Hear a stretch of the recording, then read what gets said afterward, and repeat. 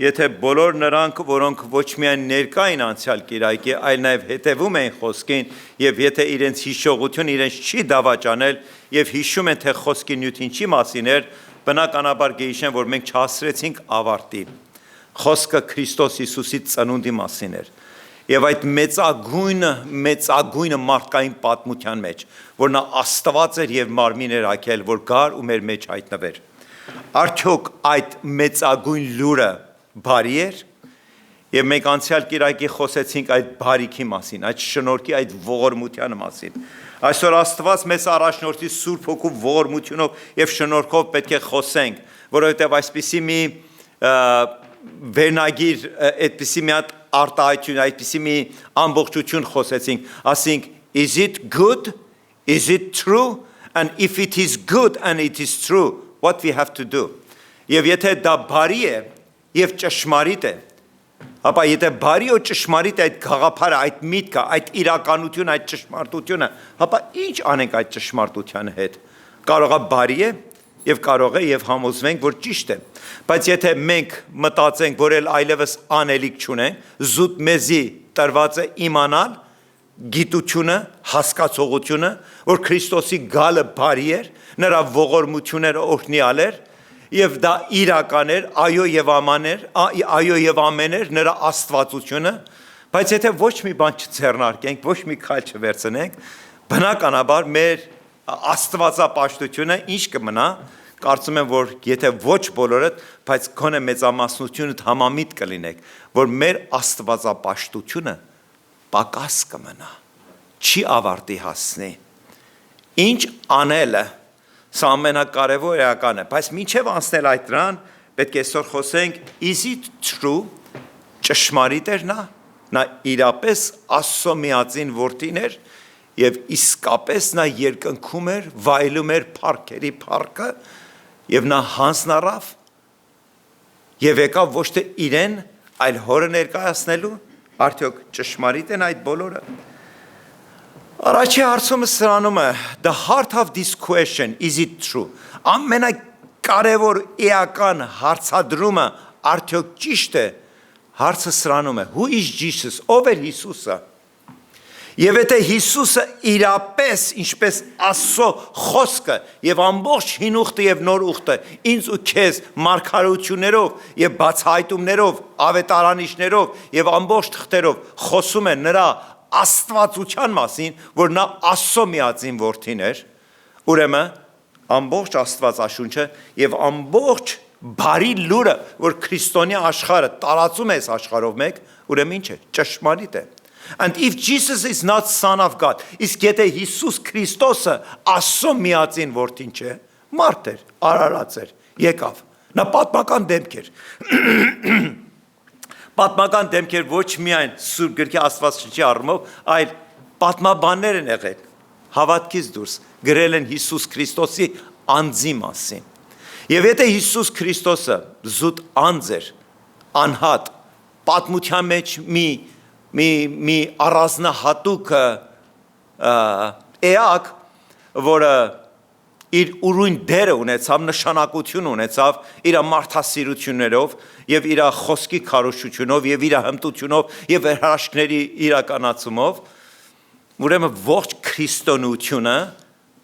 քրիստոնեությունը ինչ է, is not true, ճշմարիտ չէ։ Երբ նայում ես իմ քո որևէ մարդ արարածի սկսած Ադամից ու Եվայից, մինչև վերջի մարդը, որ կլինի այս երկրագնդի վրա, ինչով է սկսում։ Սկսում է ծնունդով, ապրում է մի կյանք եւ ավարտում է ինչով։ Մահով եւ հրաժեշտ է տալիս։ Մեզանից ամեն մեկս այստեղ ներկա եղող մեկ կամ մի քանի հարազատներ են հրաժեշտ տվել։ Եվ ամեն մի առիթով, որ մենք գերեզման ենք գնում ու քայլում ենք միջև հասնենք մեր հարազատի, մեր սիրելի դամանակին, անցնում ենք գերեզմանի քարերով։ Եվ յուրաքանչյուր գերեզմանի քարերի վրա, բացի այդ հիշատակման, այդ նախադասությունը, բառերը, մենք տեսնում ենք մի բան, տեսնում ենք ծննդյան թիվ, չէ՞։ Տեսնում ենք մի հատ գծիկ, հետո տեսնում ենք մահվան թվականը։ Եվ մի պահ պատկերացրեք, որ մենք այսքան մագլցում ենք, մաքարում ենք, տանջվում ենք, աղաղակում ենք, կանչում ենք, անքուն գիշերներ ենք անցկացնում։ Ինչի համար։ Մի այդ փոքրիկ գծիկի համար, այդպես չէ։ Այդպես է, չէ։ Այդպես է։ Ոչ մի տարբերություն չկա։ Թագավորներն էլ ավարտեցին եւ այդ գծիկը թողեցին իրենցից հիշատակ։ Եվ վայ մեզի, եթե մեր ամբողջ անելիքը, ծնունդը ու մահը պետք է ավարտի այդ գծիկով։ Ինչ ես թողնում դու քո մահից հետո։ Զուտ մի հատ գծիկ։ Բայց երանելի է նրանք, որոնք իրենց ապրած օրերի մեջ երազեցին երկինքը, հավիտենական կյանքը։ Այդ գծիկը մնաց այս երկրի վրա, բայց նրանց հոգին վայելեց ու ապրելու հավիտյանս հավիտեն երկնքում։ Սա է տարբերությունը։ Բայց ինչպես գիտենք, համայն մարդկության, ամբողջ այս տիեզերքի, այս երկրագնդի պատմության մեջ միակ գերեզմանակարը, որը չավարտվեց ծննդյան թվով եւ մահվան թվով, դա միայն ու միայն Քրիստոս Հիսուսն էր։ Նա մեռավ, բայց հարություն առավ, եւ նա կենթանի է։ Եվ մենք գիտենք, նա ամեն իրեն հավատացողի համար բարեխոս է, հոր Աստծո աջ կողմը նստած։ Մատթեոս ավետարանը խոսում է մեկ ուրիշ վկաների մասին։ Անցյալ կիրակի, եթե հիշում եք, մեր պատգամի, մեր քարոզչության մեջ մեջբերում արեցինք հովիվների մասին։ Մատթեոս ավետարանիչը մեջբերումն անում մոգերի մասին։ Ասում են նրանք հեռավոր արևելքից էին եկել եւ նրանք առաջնորդվում էին երկնակամարի վրա փայլատակող աստղով։ Երբ հասան Երուսաղեմ, նրանք առանց հետին մտքի հարցումներ էին հարցնում եւ բնականաբար որպես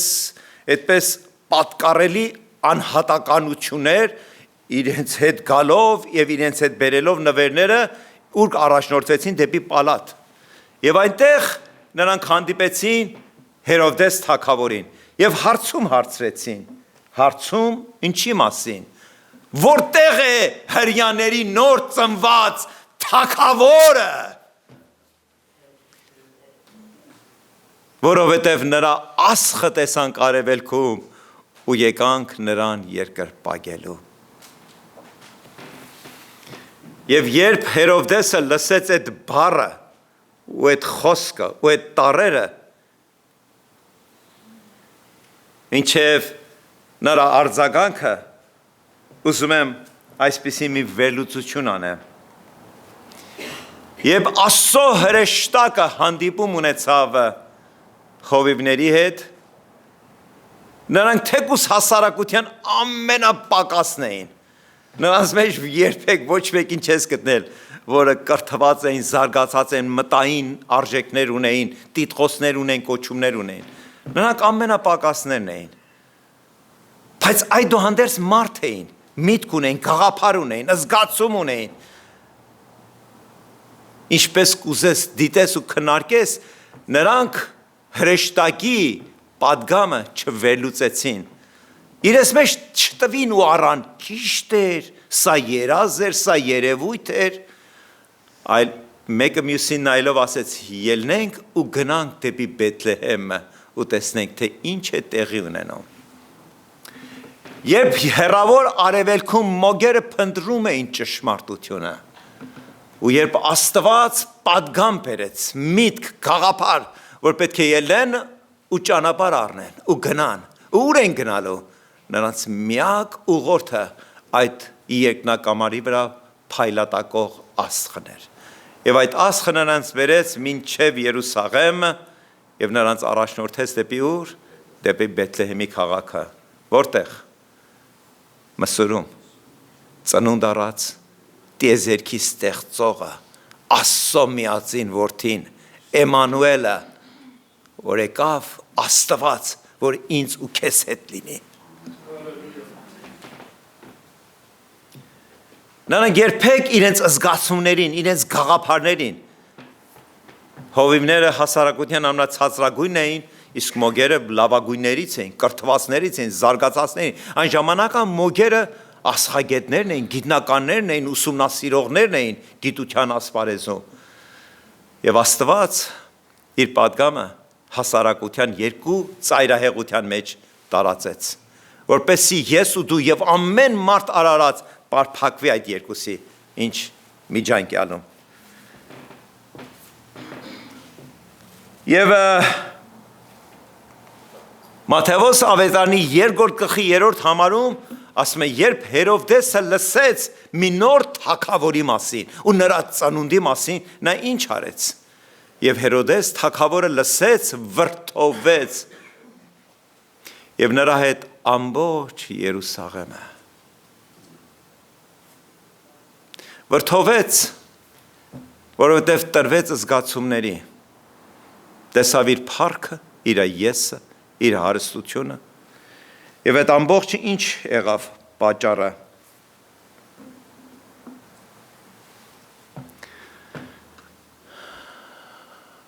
Որ նա փակեց իր աշկերը հոգևոր, փակեց իր հոգևոր ականջները, փակեց իր սիրտը, միտքը, էությունը,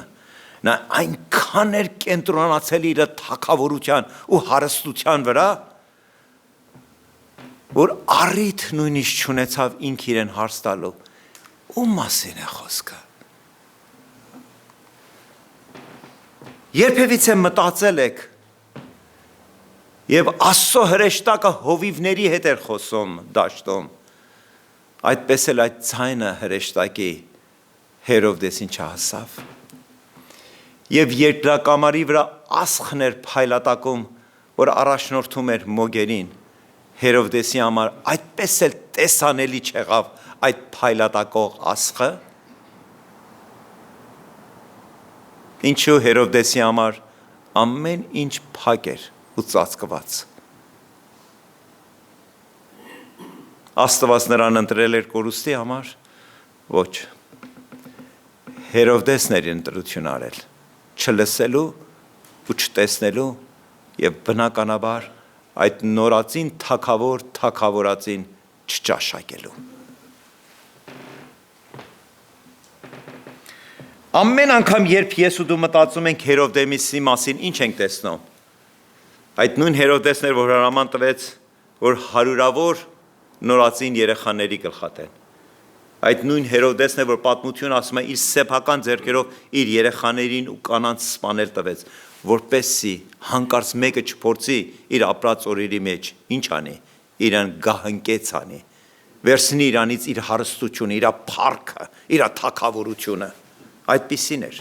Ամեն անգամ, երբ Հերովդեսի մասին խոսք է լինում, դու միանշանակ հասկանում ես, ինչ է ասել կորուստը, ինչ է ասել խավարը, ինչ է ասել դառնությունը, ինչ է ասել եսասիրությունը։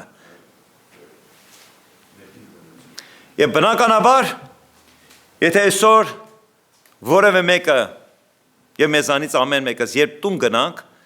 եւ մեկը մեզի հարցում հարցնի, այսօրվա քարոզը ինչի մասին է, ձևով ինչի մասին էր քարոզում, այդպես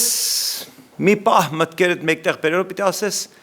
ինչ-որ քարոզիչ ինչ-որ թագավորի մասին էր խոսում, Հերովդես անունով, ասում էր վատ մարդ է, ջղայն մարդ է, տխուր մարդ է,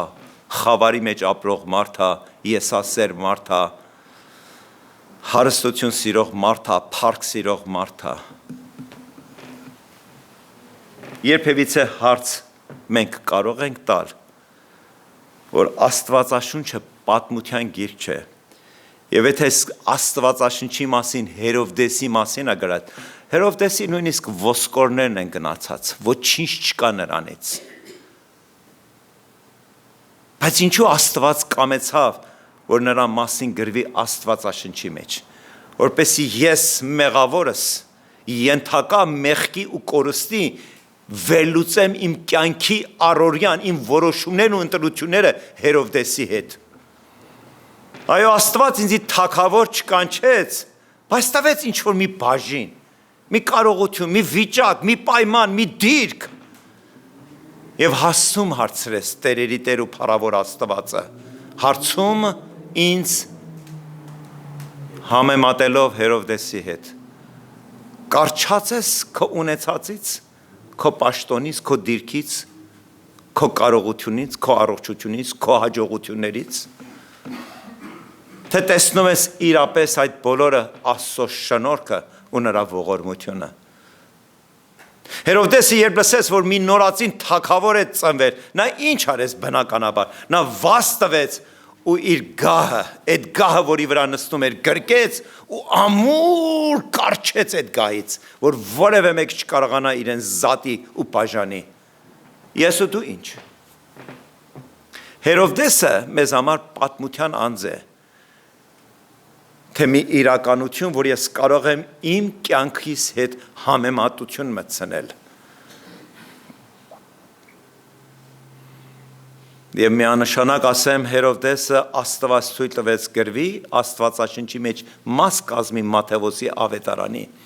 որպեսզի այսօրվա օրը 2025 թվի տարեվերջի ծննդյան տոնական օրերին, երբ խոսք կլինի նրա մասին, ես ինքս իմ մեջ վերլուծություն ունենամ։ Կա իմ մեջ նմանություն, ինչ-որ հակում, ինչ-որ փափագ, ինչ-որ մի միտք, ինչ-որ մի գաղափար, որ ինչպես Հերովդեսը այդպես ակնհայտորեն կառչելով կառչեց, այսօր եւս ես կառչած եմ իմ ունեցածի, իմ կարողության, իմ դիրքի,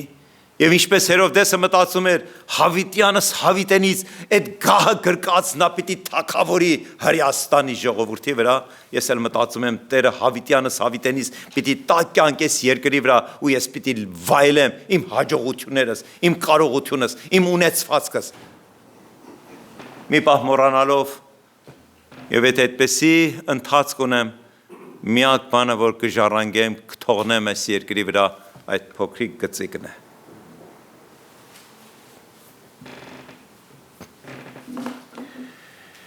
Այսօր հարց է առաջանում բնականաբար ինձ ու քեզ հավատացողներիս, մենք մեզ չենք բարձր դասում, մենք մեզ չենք առանձնացնում, բայց բնականաբար մենք շրջապատված ենք մարդկանցով, որ մեր հարազատն են, մեզ հետ արյունակից են, մեր ամուսինն է, մեր կինն է, մեր երեխաներն են, մեր եղբայրն է, մեր քուրն են, եւ բարեկամներն են, եւ ընկերներն են, եւ գործընկերներն են, եւ հարևաններն են, եւ հարց ենք տալիս։ Որտեւ հինգշաբթի երբ մեկտեղ ենք եկել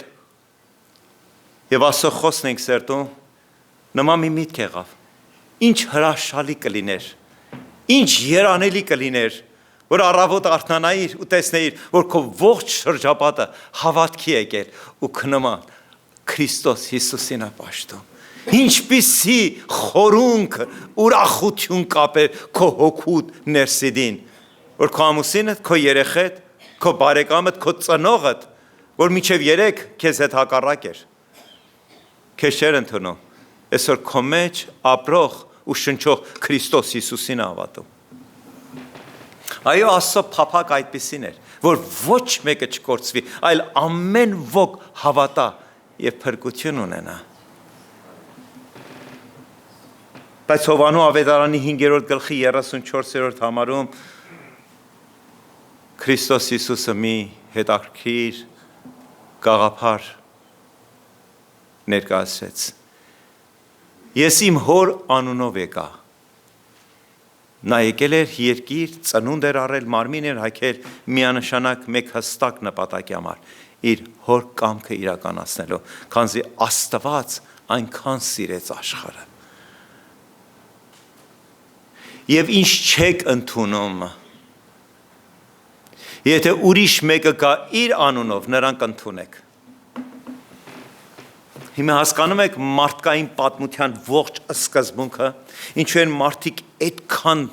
մտահոգված, որ իրանք հանկարծ չանտեսվեն եւ հոգեվոր եւ ոչ հոգեվոր ասպարեզում ամեն ուր։ Երբ որ նկարվելու առիթ կա, նրանք ուզում են անպայման կենտրոնում լինեն, երբ որ խոսք կա, ուզում են անպայման խոսք առնեն, երբ որ մեծարան կա, ուզում են, որ իրենք անպայման իրենց անունը լսեն այդ մեծարանքների ցուցակի մեջ, որտեղ իրենց համար իրենց անձը էական է։ Իրենք մտածում են, եթե մեկ ուրիշի ներկայացնեն, իրենք ինչ հետին պլանը հետ կմեղվեն, ու էլ չեն երևա, ու կանտեսվեն, ու այդպես էլ մարդկությունը տառապում է իրեն ներկայացնելով, ոչ թե իր մեջ ապրող Քրիստոս Հիսուսին։ Եվ Աստված Քրիստոս Հիսուսը այդ գաղտնիքը բացահայտեց։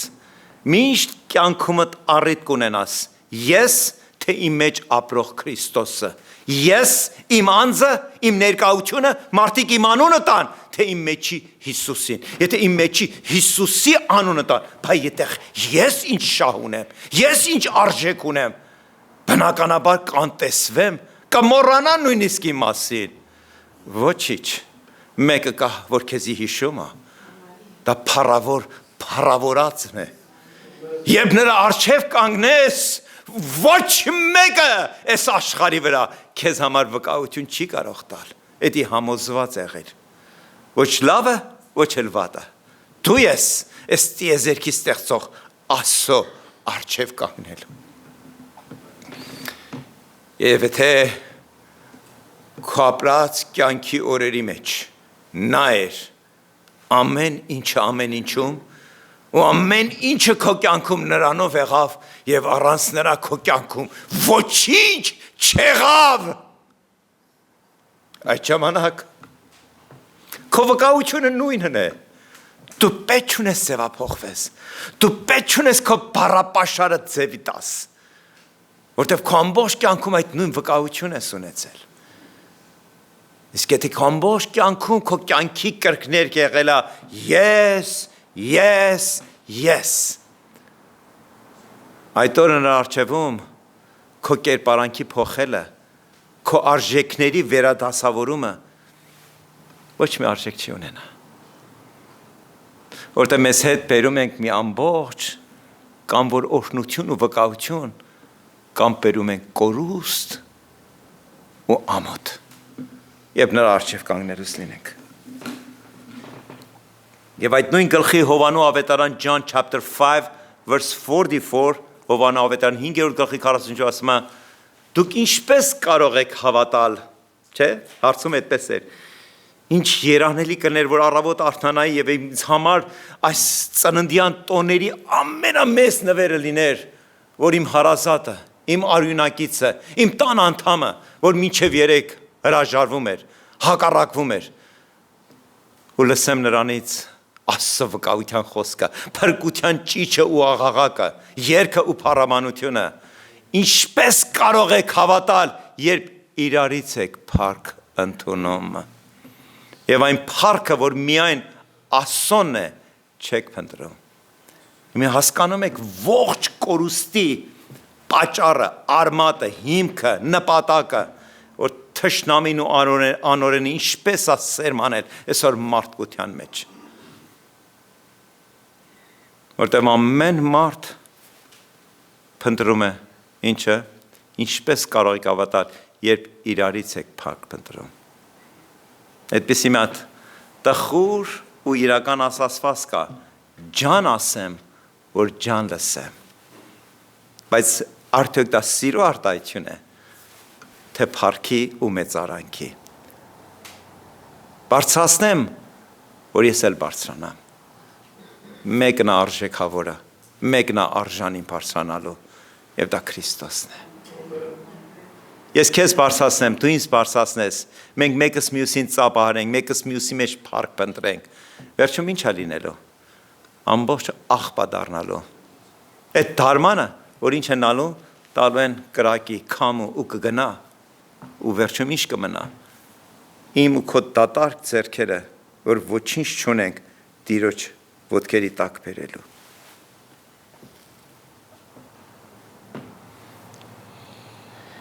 Եվ այս գաղափարի հետ կապված ես ու դու ապրում ենք այս հասարակության մեջ հարազատներ ունենք տուն ունենք ընտանիք ունենք կողակից երեխաներ ծնող ենք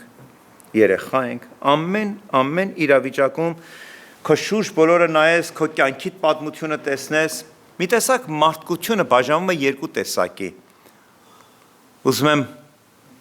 առանձնացնեմ երբ Քրիստոսը խոսում էր մեկը մյուսի փառքն եք փնտրում ինչպես կարող եք Աստծո փառքը գտնել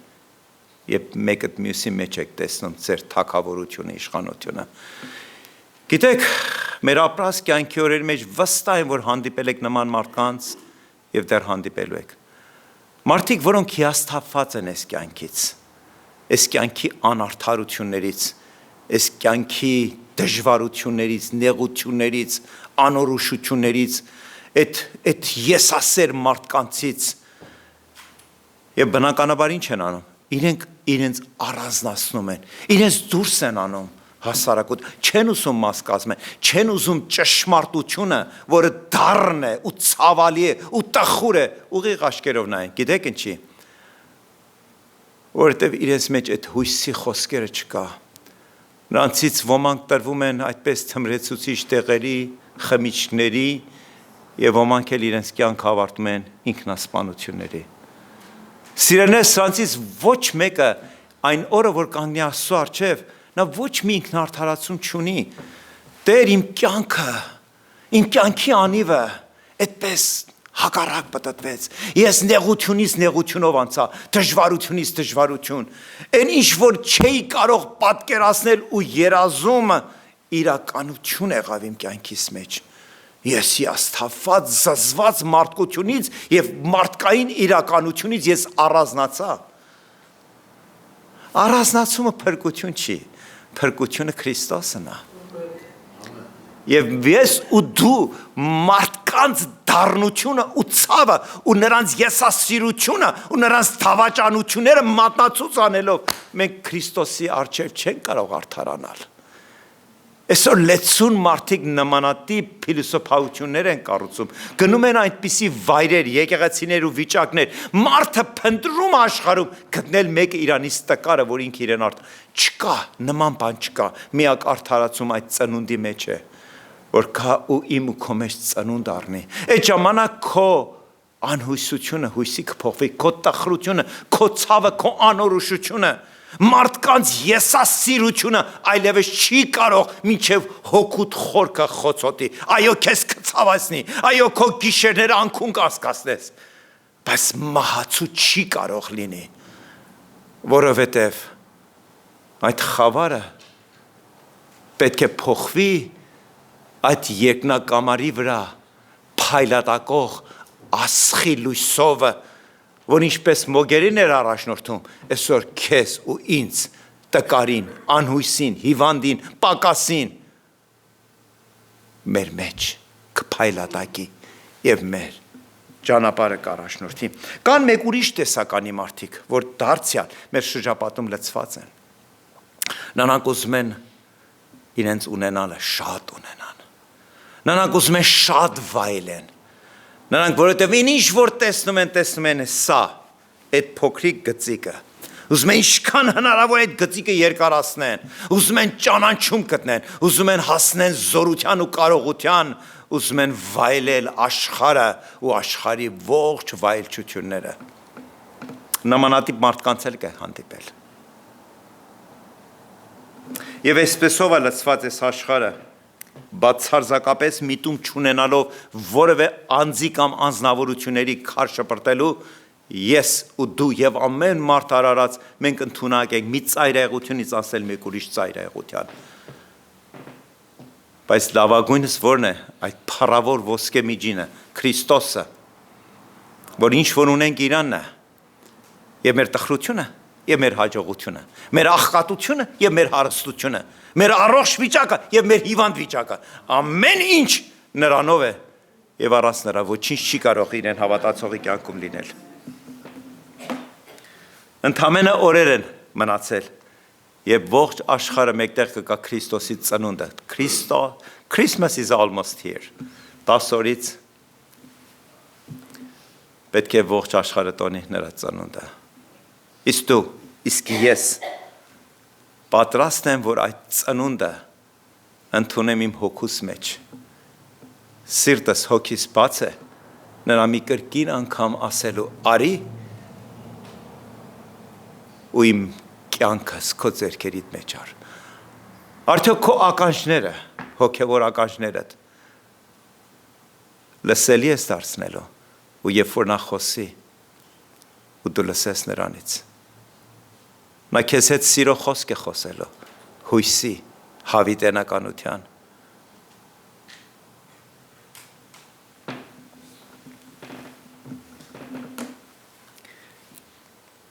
Եվ մի պարզ ու հստակ ճշմարտություն։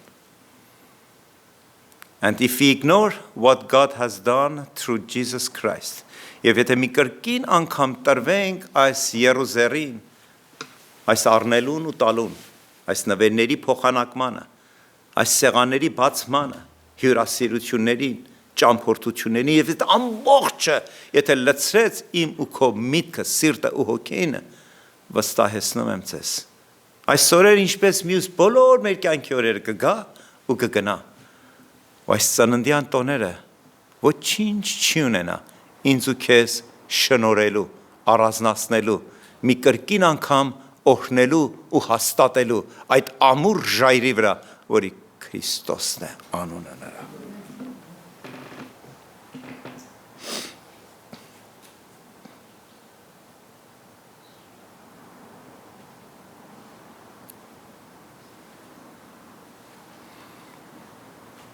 Հերովդեսը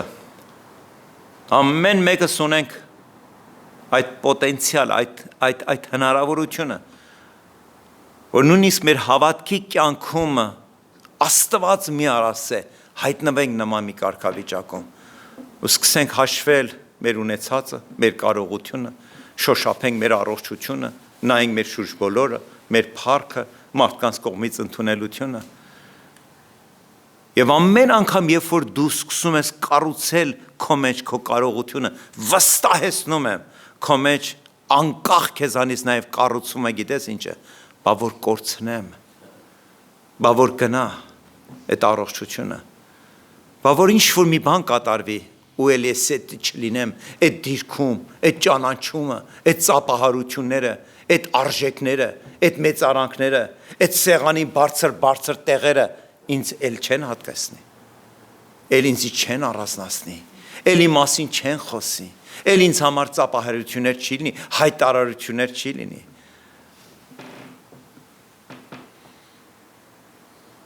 Տերը հիշեցրեց, այն ամեն գանձը, որ պահում ես ու կուտակում ես, հիշիր, գող կա, ավազակ, որ կարող է ներս մտնի ու տանի։ Միակ ապահովը որտեղ է։ Երկնքում։ Եվ քո հարստությունը, և քո կարողությունը, և քո իմացություն և ունակությունները, քո վիճակը ու դիրքը, ամեն ինչը երկնքում ես տեսնում։ Եվ երկրի վրա ապրելով ու նրա փառք տալով։ Ինչ է նշանակում ծննդյան տոները? What it means Christmas? Christmas means surrender. Քրիստոս Աստված իր երկնային փառքը տվեց, որպեսզի իր հոր խոսքին հնազանդվելով գա ու մարմին հագնի և ծնունդ առնի։ Christmas means giving. Այս ծննդյան տոները ինչպես ենք մեկս մյուսին նվերներ տալիս, դա զուտ սիմվոլիկ նշանակություն ունի։ Աստված ուզում է, որ մեր հոգուս տանք։ Բաժին անենք, օրհնություն, աղոթք, երգ, մեծարանք։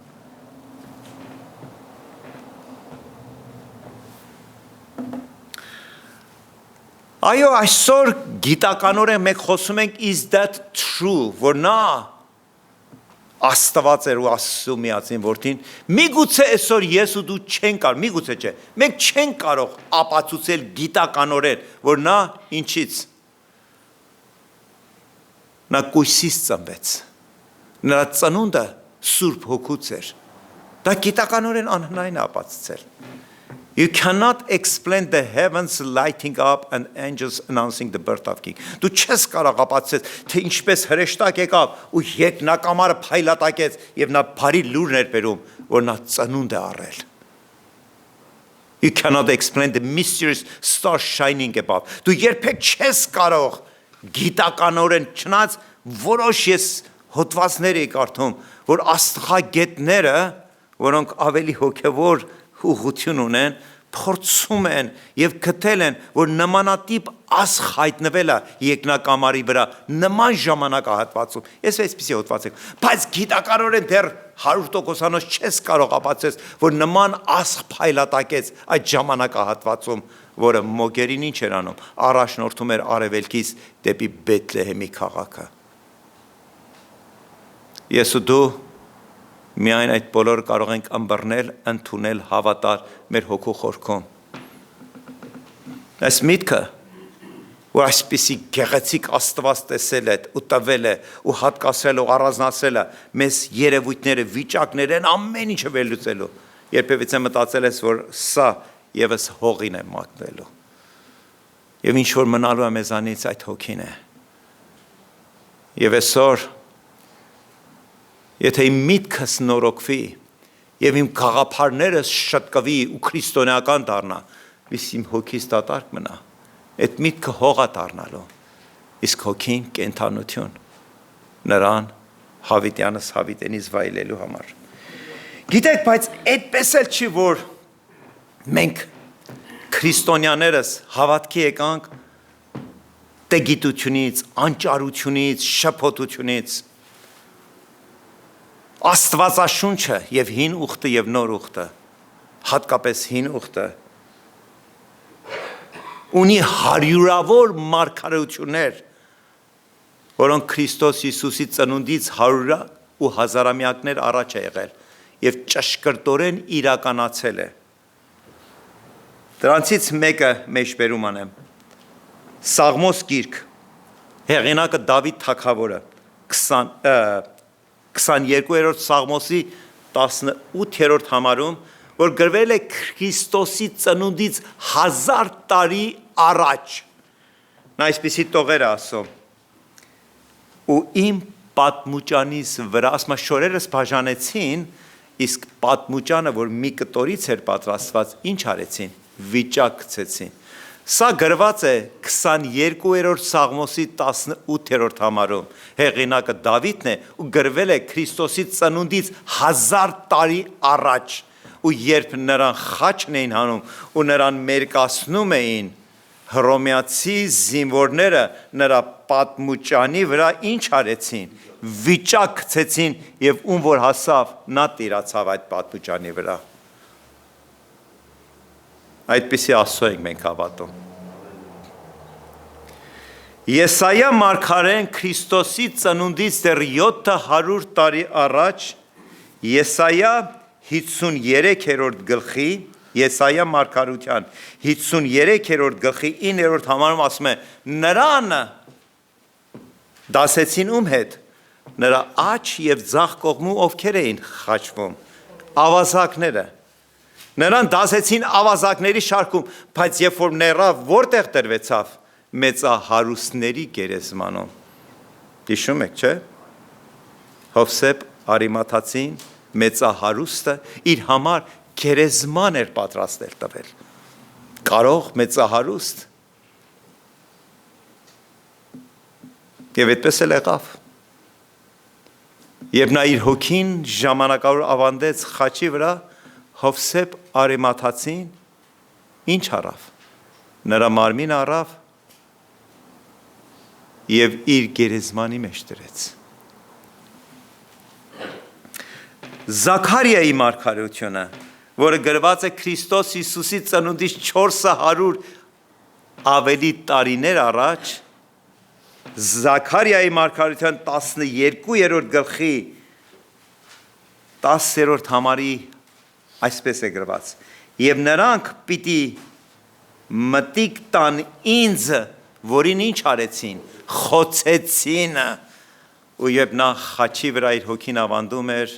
հռոմեացի զինվորը իր նիզակն առավ ու նրա կողը խոցեց։ Եվ սա ընդամենը 3 մարգարեություններ էր, որոնք ճշգրիտ իրականացան Քրիստոս Հիսուսի կյանքով եւ մահով։ Եվ այդպիսի հարյուրավոր մարգարեություններ։ Եվ մի հարց եմ ուզում հարցնել ինձ ու քեզ, ով հոգևոր աշխարհ։ Is that true? Ճշմարիտ է, որ այդ ծնունդը Քրիստոսը Աստծո միածին որդին էր, որ նա երկնքում Աստված էր